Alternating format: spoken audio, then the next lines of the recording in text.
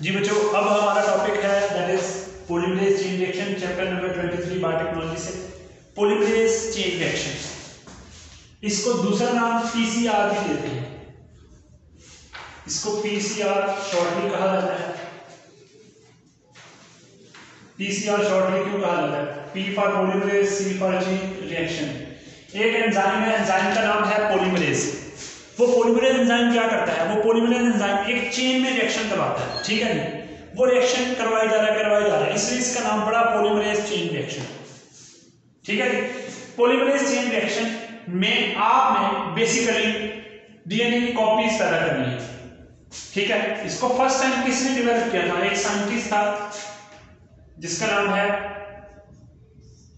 Carry we मुलस। Carry we मुलस ने इसे discover किया था 1983 में। तो कैरी वी मुलस ने डिस्कवर किया था 1983 के अंदर किसको? टेक्निक को, पॉलीमरेज चेन रिएक्शन को। उसने ये टेक्निक डेवलप की थी।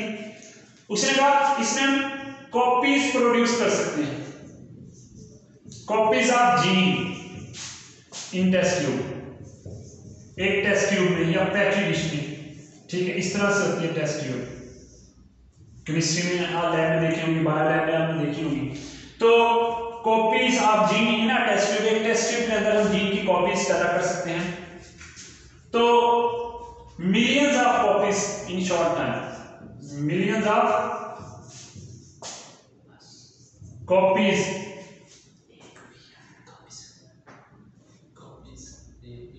तो मिलियन ऑफ कॉपीज हम प्रोड्यूस कर सकते हैं इन शॉर्ट टाइम, ठीक है। तो आप जो है वो मिलियन ऑफ कॉपीज प्रोड्यूस कर सकते हैं शॉर्ट टाइम के अंदर, और ये बहुत ही स्पेसिफिक होता है।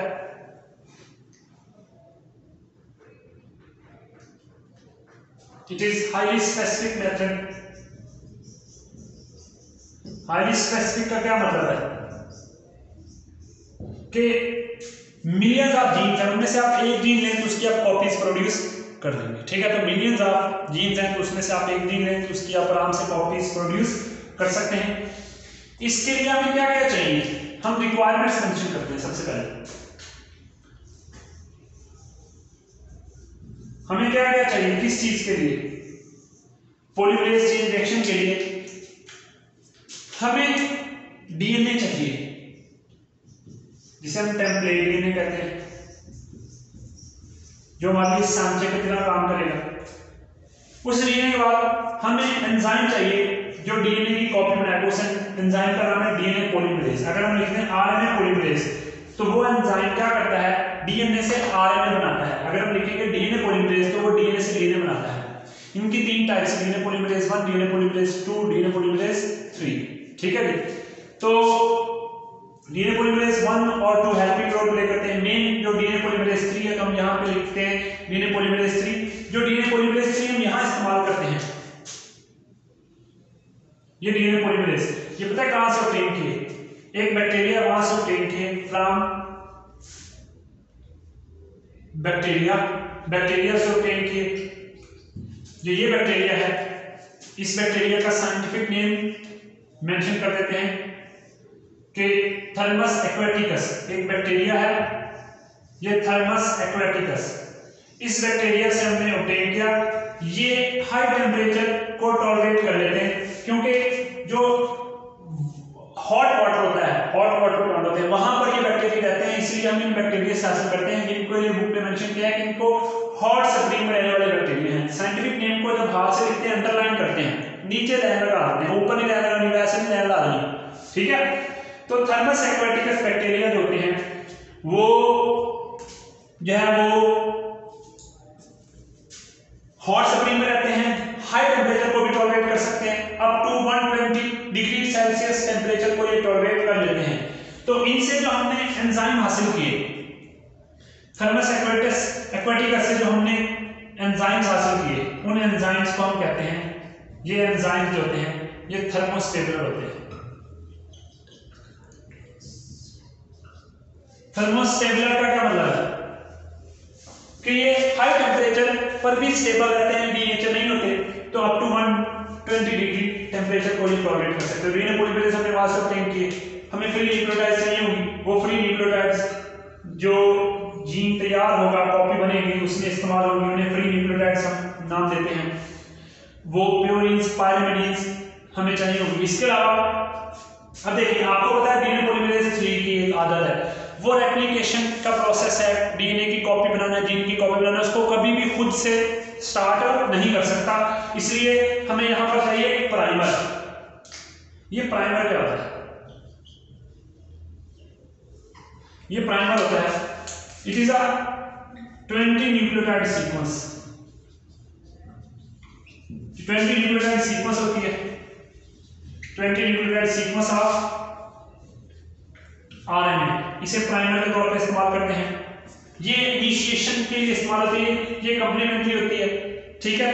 अगर हम ट्रांसलेशन में डिस्कस करें तो वहां पे हमें प्राइमर चाहिए, तो वहां पे ट्रांसक्रिप्शन में तो हम वहां 10 न्यूक्लियोटाइड वाला इस्तेमाल करते हैं, जबकि यहां पर हम जो है वो 20 न्यूक्लियोटाइड वाला इस्तेमाल करते हैं। स्पेसिफिक आर होती है पॉलीमरेज चेन रिएक्शन के लिए, इसको स्पेसिफिकली इस्तेमाल किया जाता है। फिर आज के दौर में हम ऑपरेटर्स इस्तेमाल करते हैं, उनको कहा जाता है थर्मोसाइक्लर, ऑटोमेटिक मशीनें होती हैं, उन्हें थर्मोसाइक्लर कहा जाता है, जिनके अंदर ये सारा प्रोसेस किया जाता है। हम तो इसको रेस्क्यू में कर सकते हैं। थर्मोसाइक्लर में वो ऑपरेटर्स होते हैं जिनके अंदर ये प्रोसेस किया जाता है, तो ये ऑटोमेटिक मशीनें होती हैं, ठीक है। अब ये सारा प्रोसेस कैसे होता है, इसकी टेक्स्ट बुक के अंदर एक डायग्राम से मेंशन की हुई है, हम उस डायग्राम को फॉलो कर लेते हैं, ठीक है जी। उस डायग्राम में हम देखते हैं कि ये जो है वो कैसे जीन ऑफ इंटरेस्ट जो है उसकी फर्दर कॉपीज पैदा की जाती है।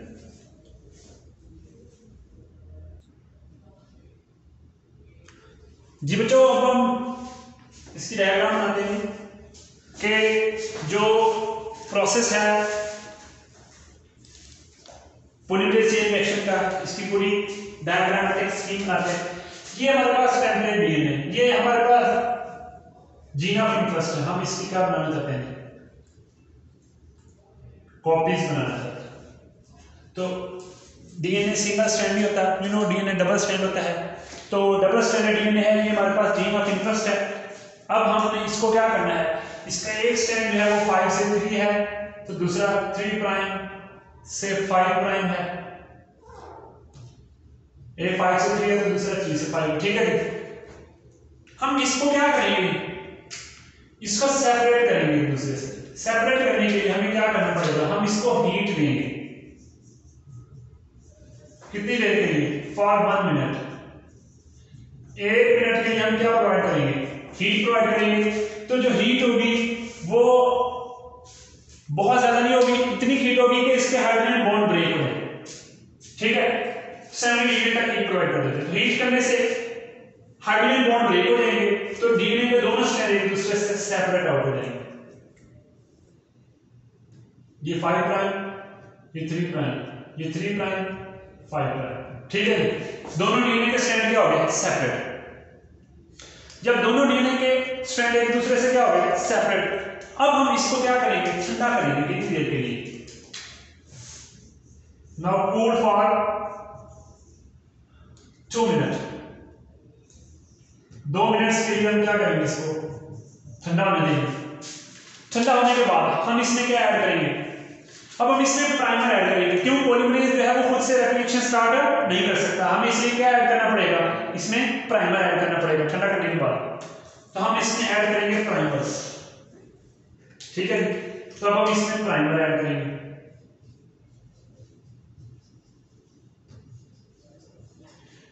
प्राइमर जो है वो कंप्लीमेंट्री होते हैं, वो आगे लग जाएंगे, ठीक है। हमने जब प्राइमर ऐड किए तो प्राइमर आगे लगे, ये 5,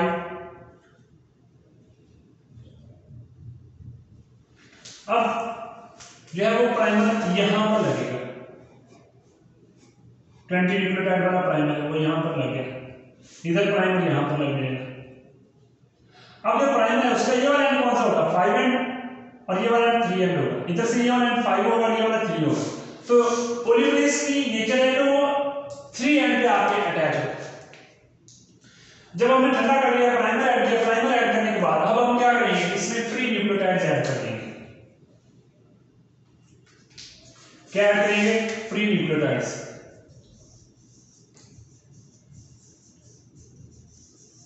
फ्री न्यूक्लियोटाइड्स सारी ऐड कर देंगे और हम इसमें ऐड करेंगे मेन एंजाइम, जिसका नाम देते हैं डीएनए पॉलीमरेज।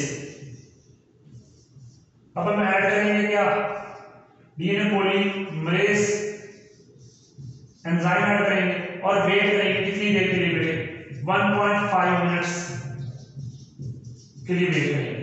जब 1.5 मिनट हम वेट करेंगे तो डीएनए पॉलीमरेज क्या करेगा, इसके ऊपर नई न्यूक्लियोटाइड्स ऐड करना शुरू कर देगा।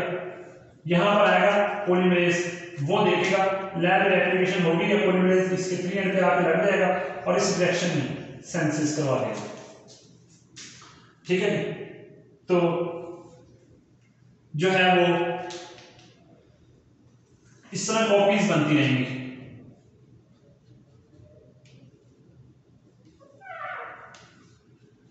ये देखिए, अब एक बात तो आप अच्छी तरह समझ गए हैं कि जो है वो डीएनए पॉलीमरेज वो हमेशा इस डायरेक्शन में सेंसिस करवाएगा। किस डायरेक्शन में, 5 से 3 में, 5 से 3 डायरेक्शन में सेंसिस होगी। अब ये एक जीन था, अब उसकी कितनी कॉपीज होगी, 2 कॉपीज बनेगी, दोनों आइडेंटिकल होगी। अब इन दोनों में से किसी एक को फिर दोबारा ऊपर ले जाए, इस प्रोसेस में रख दें तो दोबारा उसको हीट में 1 मिनट के लिए सेपरेट हो जाएंगे दोनों स्ट्रैंड, हाइड्रोजन बॉन्ड ब्रेक हो जाएंगे, कूल करें 2 मिनट के लिए और उसमें ऐड कर दें प्राइमर, और प्राइमर ऐड करने के बाद आप डीएनए पॉलीमरेज ऐड करें और वेट करें 1.5 मिनट के लिए, तो फिर जो है वो कॉपीज बनेंगी। ये प्रोसेस बार बार रिपीट करते रहें। इसको आप एक test tube, small test tube के अंदर भी कंडक्ट करवा सकते हैं, इसलिए इसका नाम क्या रखा, पॉलीमरेज जीन रिएक्शन। एक टेस्ट ट्यूब में भी करवा सकते हैं, एक पैटी डिश में भी करवा सकते हैं। ठीक है जी, लेकिन आपको टेम्परेचर स्टेबल करना पड़ेगा। ऑटोमेटिक मशीन में ये सारा कुछ खुद ही एडजस्ट होता रहता है। ठीक है जी, अब यहाँ तक आपका कोई सवाल है तो आप मुझसे पूछ सकते हैं। अगर आप लेक्चर यूट्यूब पे ले रहे हैं तो आप जो है वो मुझसे कमेंट्स में क्वेश्चन कर सकते हैं, मेरे व्हाट्सएप नंबर पर मैसेज कर सकते हैं, और अगर आप लाइव ले रहे हैं तो आप लाइव मुझसे कोई भी आंसर पूछ सकते हैं। जी बच्चों।